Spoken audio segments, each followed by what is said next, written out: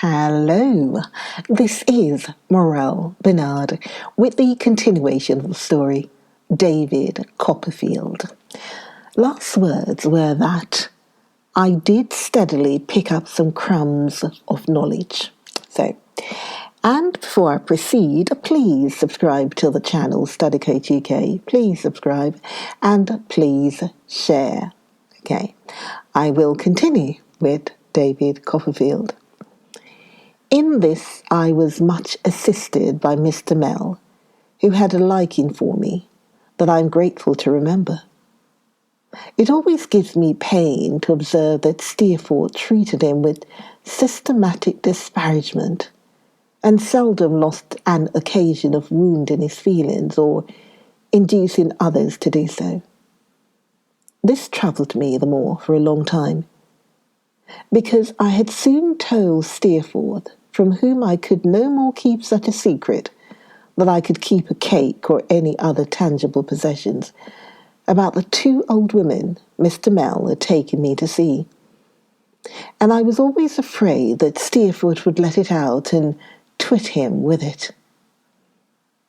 We little thought, any of us, I dare say, when I ate my breakfast that first morning, and went to sleep under the shadow of the peacock's feathers to the sound of the flute, what consequences would come of the introduction into those almshouses of my insignificant person. But the visit had its unforeseen consequences, and of a serious sort, too, in their way. One day, when Mr. Creakle kept the house from indisposition, which naturally diffused a lively joy through the school, there was a good deal of noise in the course of the morning's work. The great relief and satisfaction experienced by the boys made them difficult to manage. And though the dreaded Tungay brought his wooden leg in twice or thrice and took notes of the principal offenders' names, no great impression was made by it, as they were pretty sure of getting into trouble tomorrow, do what they would, and thought it wise, no doubt, to enjoy themselves today. It was probably a half-holiday, being Saturday, but as the noise in the playground would have disturbed Mr. Creakle and the weather was not favourable for going out walking, we were ordered into school in the afternoon, and set some lighter tasks than usual, which were made for the occasion. It was the day of the week on which Mr. Sharp went out to get his wig curled, so Mr. Mell, who always did the drudgery, whatever it was, kept school by himself. If I could associate the idea of a bull or a bear without anyone so mild as Mr. Mell, I should think of him in connection with that afternoon when the uproar was at its height, as of one of those animals baited by 1,000 dogs. I recall him bending his aching head, supported on his bony hand over the book on his desk, and wretchedly endeavouring to get on with his tiresome work, amidst an uproar that might have made the Speaker of the House of Commons giddy. Boys started in and out of their places, playing at puss in the corner with the other boys. There were laughing boys, singing boys, talking boys, dancing boys, howling boys. Boys shuffled with their feet. Boys whirled about him, grinning, making faces, mimicking him behind his back and before his eyes, mimicking his poverty, his boots, his coat, his mother, everything belonging to him that they should have had consideration for. "Silence!" cried Mr. Mell, suddenly rising up and striking his desk with a book. "What does this mean? It's impossible to bear it. It's maddening. How can you do it to me, boys?" It was my book that he struck his desk with, and as I stood beside him, following his eye as it glanced round the room, I saw the boys all stop, some suddenly surprised, some half afraid, and some sorry, perhaps. Steerforth's place was at the bottom of the school, at the opposite end of the long room. He was lounging with his back against the wall and his hands in his pockets, and looked at Mr. Mell with his mouth shut up as if he were whistling, when Mr. Mell looked at him. "Silence, Mr. Steerforth," said Mr. Mell. "Silence yourself," said Steerforth, turning red. "Whom are you talking to?" "Sit down," said Mr. Mell. "Sit down yourself," said Steerforth, "and mind your business." There was a titter and some applause, but Mr. Mell was so white that silence immediately succeeded, and one boy, who had darted out behind him to imitate his mother again, changed his mind and pretended to want a pen mended.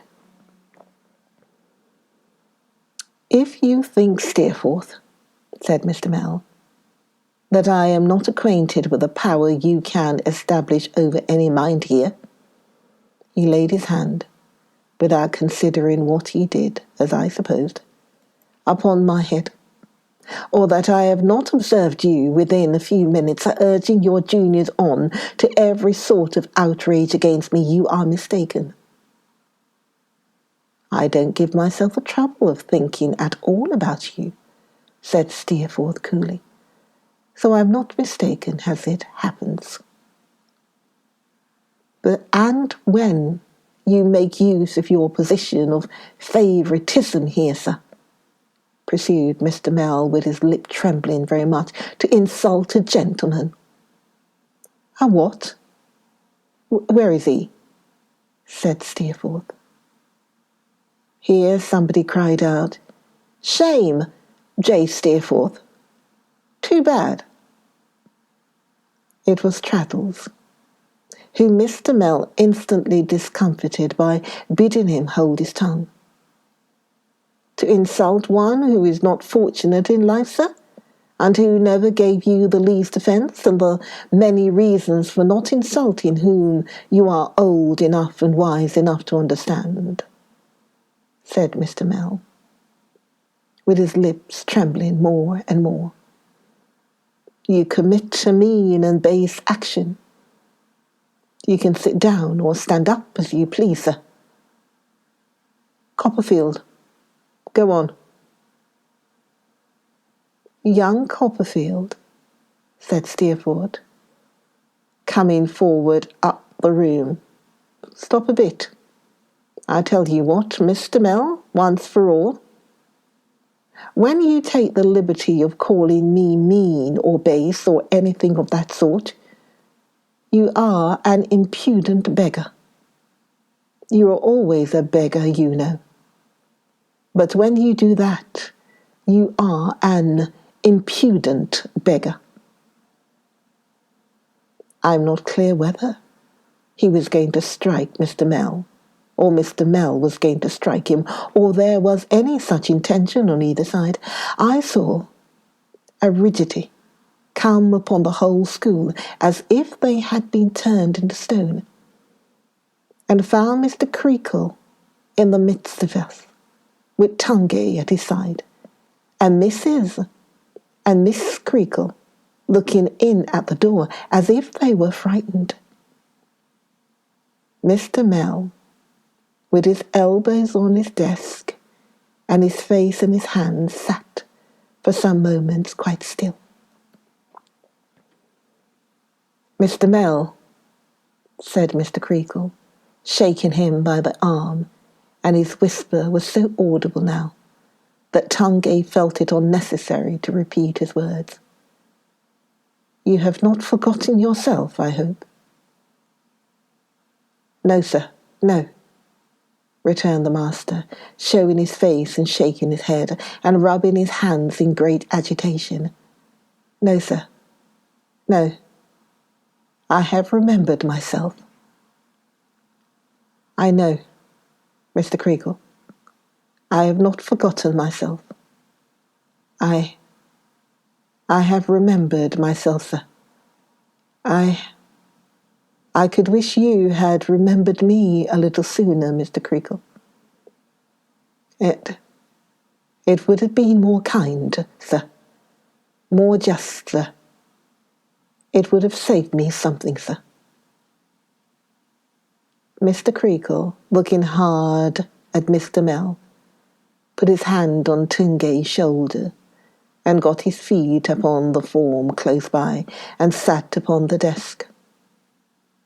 After still looking hard at Mr. Mell from his throne as he shook his head and rubbed his hands and remained in the same state of agitation, Mr. Creakle turned to Steerforth and said, "Now, sir, as you don't condescend to tell me, what is this?"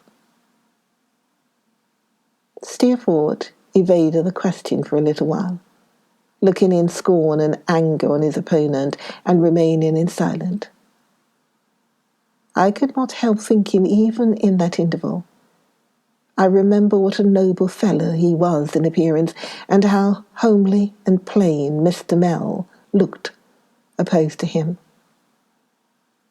"What did he mean by talking about favourites, then?" said Steerforth at length. "Favourites?" repeated Mr. Creakle, with the veins in his forehead swelling quickly. "Who talked about favourites?" "He did," said Steerforth. "And pray, what did you mean by that, sir?" demanded Mr. Creakle, turning angrily on his assistant. "I meant, Mr. Creakle," he returned in a low voice, "and I said that no pupil had a right to avail himself of his position of favouritism to degrade me." "To degrade you?" said Mr. Creakle. "My stars! But give me leave to ask you, Mr. What's your name?" And here Mr. Creakle folded his arms, cane and all, upon his chest, and made such a knot of his brows that his little eyes were hardly visible below them. "Whether, when you talk about favourites, you showed proper respect to me?" "To me, sir," said Mr. Creakle, darting his head at him suddenly and drawing it back again. "The principal of this establishment and your employer." "It was not judicious, sir, I am willing to admit," said Mr. Mell.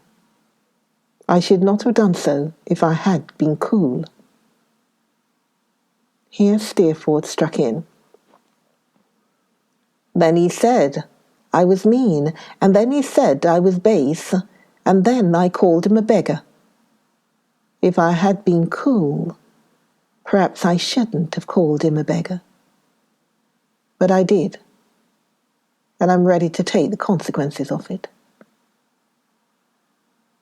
Without considering, perhaps, whether there were any consequences to be taken, I felt quite in a glow at this gallant speech. It made an impression on the boys too, for there was a low stir among them, though no one spoke a word. "I am surprised, Steerforth, although your candour does you honour," said Mr. Creakle. "Does you honour, certainly I am surprised, Steerforth. I must say that you should attach such an epithet to any person employed and paid in Salem House." Steerforth gave a short laugh. "That's not an answer, sir," says Mr. Creakle, "to my remark. I expect more than that from you, Steerforth." If Mr. Mell looked homely in my eyes before the handsome boy. It would be quite impossible to say how homely Mr. Creakle looked. "Let him deny it," said Steerforth. "Deny that he is a beggar, Steerforth?" cried Mr. Creakle. "Why, where does he go a-begging?" "If he's not a beggar himself, his near relation's one," said Steerforth. "It's all the same." He glanced at me, and Mr. Mell's hand gently patted me upon the shoulder. I looked up with a flush upon my face and remorse in my heart. But Mr. Mell's eyes were fixed on Steerforth. He continued to pat me kindly on the shoulder, but he looked at him. "Since you expect me, Mr. Creakle, to justify myself," said Steerforth, "and to say what I mean, what I have to say is that his mother lives on charity in an almshouse."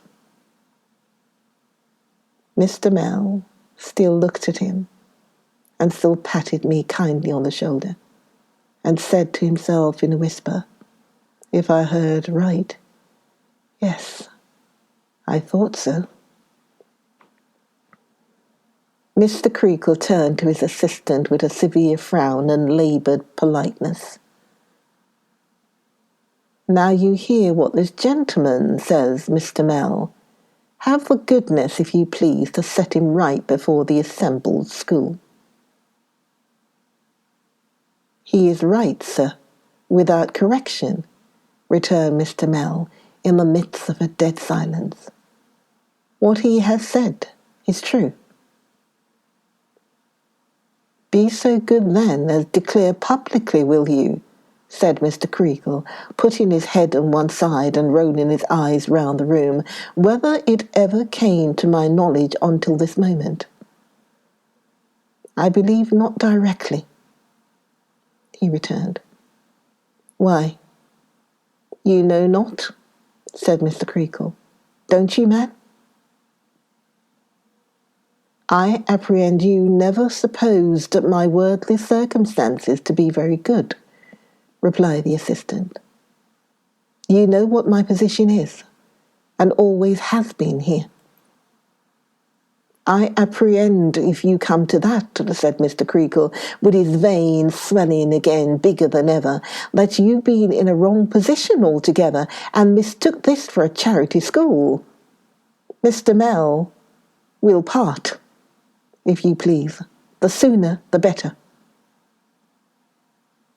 "There is no time," answered Mr. Mell, rising, "like the present." "Sir, to you," said Mr. Creakle. "I take my leave of you, Mr. Creakle, and all of you," said Mr. Mell, glancing round the room and again patting me gently on the shoulders. "James Steerforth, the best wish I can leave you is that you may come to be ashamed of what you have done today. At present I would prefer to see you anything rather than a friend to me, or to anyone in whom I feel an interest."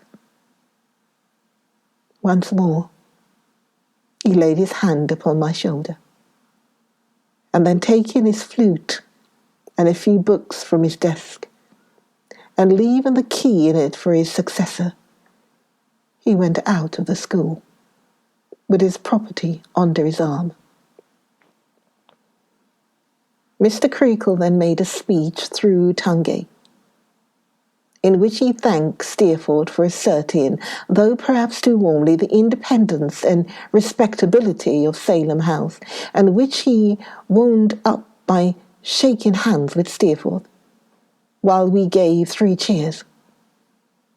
I did not quite know what for, but I suppose for Steerforth, and so joined in them ardently, though I felt miserable.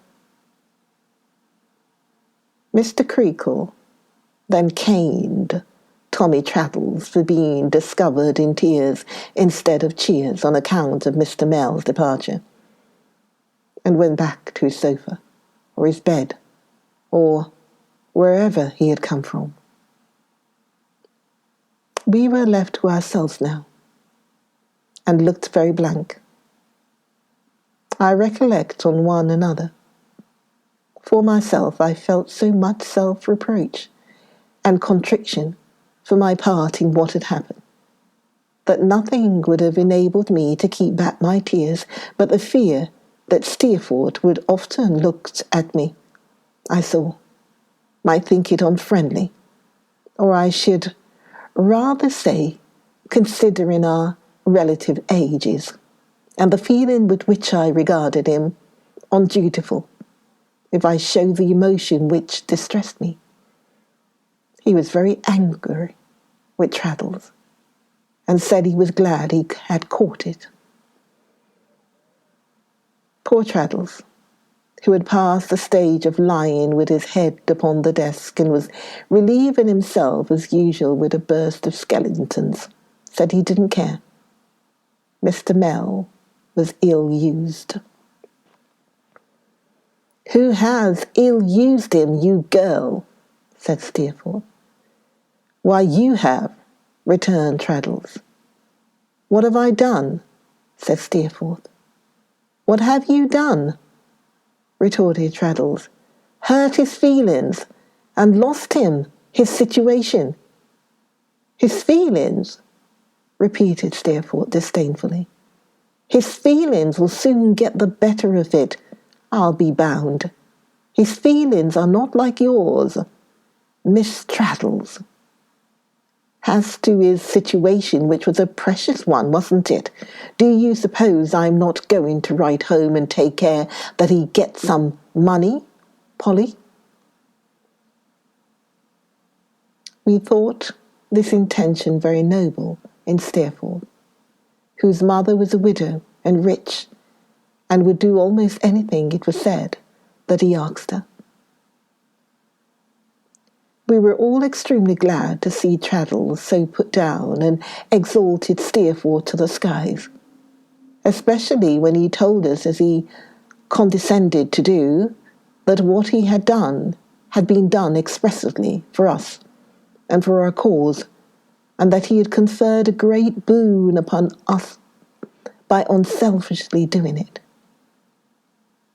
But I must say that when I was going on with a story in the dark that night, Mr. Mell's old flute seemed more than once to sound mournfully in my ears. And then when at last Steerforth was tired, and I lay down in my bed, I fancied it playing so sorrowfully somewhere that I was quite wretched.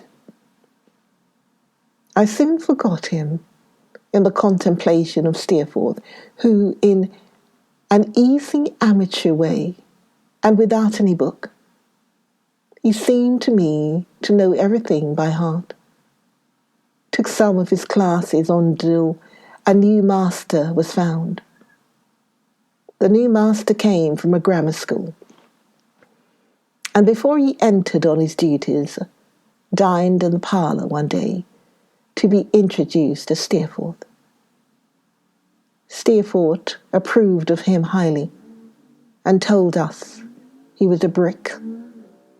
Without exactly understanding what learned distinction was meant by this, I respected him greatly for it, and had no doubt whatever of his superior knowledge, though he never took the pains with me.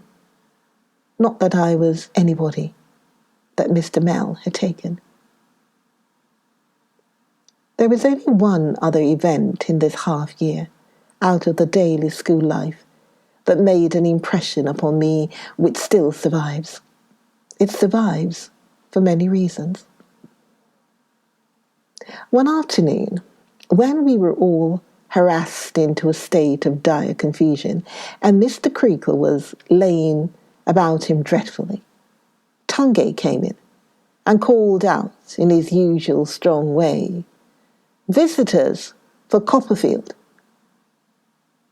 A few words were interchanged between him and Mr. Creakle, as who the visitors were, and what room they were to be shown into, and then I, who had according to custom stood up on the announcement being made, and felt quite faint with astonishment, was told to go by the back stairs and get a clean frill on, before I repaired to the dining room. These orders I obeyed in such a flutter and hurry of my young spirit as I had never known before, and when I got to the parlour door and the thought came into my head that it might be my mother, I'd only thought of Mr. or Miss Murdstone until then. I drew back my hand from the lock and stopped to have a sob before I went in. At first I saw nobody, but feeling a pressure against the door, I looked round it, and there, to my amazement, were Mr. Peggoty and Ham, ducking at me with their hats, and squeezing one another against the wall. I could not help laughing, but it was much more in the pleasure of seeing them than at the appearance they made. We shook hands in a very cordial way, and I laughed and laughed until I pulled out my pocket handkerchief and wiped my eyes. Mr. Peggoty, who never shut his mouth once I remember during the visit, showed great concern when he saw me do this, and nudged Ham to say something. "Cheer up, Master Davy boy," said Ham in his simpering way. "Why, how you've grown!" "Am I grown?" I said, drying my eyes. I was not crying at anything in particular that I know of, but just somehow it made me cry to see old friends. "Grown, Master Davy? Ain't he groaned?" said Ham. "Ain't he groaned?" said Mr. Peggoty. They made me laugh again by laughing at each other, and then we all three laughed until I was in danger of crying again. "Do you know how Mamma is, Mr. Peggoty?" I said. "And how my dear, dear old Peggoty is?" "Uncommon," said Mr. Peggoty. "And little Emily and Mrs. Gumbridge?" "Uncommon," said Mr. Peggoty. There was a silence. Mr. Peggoty, to relieve it, took 2 prodigious lobsters and an enormous crab and a large canvas bag of shrimps out of his pocket and piled them up in Ham's arms. "You see," said Mr. Peggoty, "knowing as you was partial to a little relish with your wittles when you was along with us, we took the liberty. The old mother's boiled 'em, she did. Mrs. Gummidge boiled them, yes," said Mr. Peggoty slowly, who I thought appeared to be stick to the subject on account of having no other subject ready. "Mrs. Gummidge, I do assure you, she boiled 'em."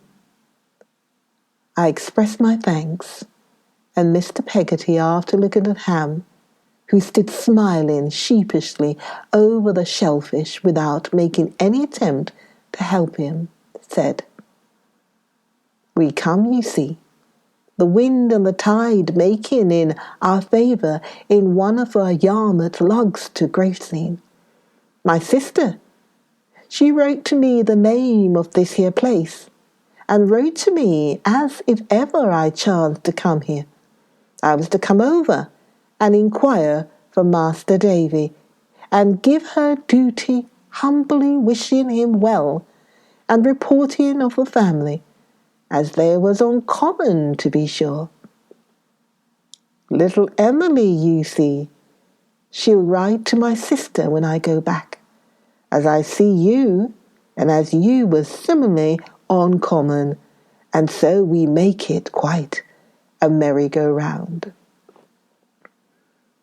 I was obliged to consider a little before I understood what Mr. Peggoty meant by this figure expressive of a complete circle of intelligence. I then thanked him heartily and said, with a consciousness of reddening, that I supposed little Emily was altered too, since we used to pick up shells and pebbles on the beach. She's getting to be a woman, that's what she's getting to be, said Mr. Peggoty. Ask him. He meant Ham, who beamed with delight and assent over the bag of shrimps. Her pretty face, said Mr. Peggoty, with his own shining like a light. Her learning, said Ham. Her writing, said Mr. Peggoty. Why, it's as black as jet, and so large it is. You might see it anywheres. Why not come back, join me for the next episode, next video of David Copperfield. Find out what will happen next in the life of David Copperfield. I'll see you then. Bye.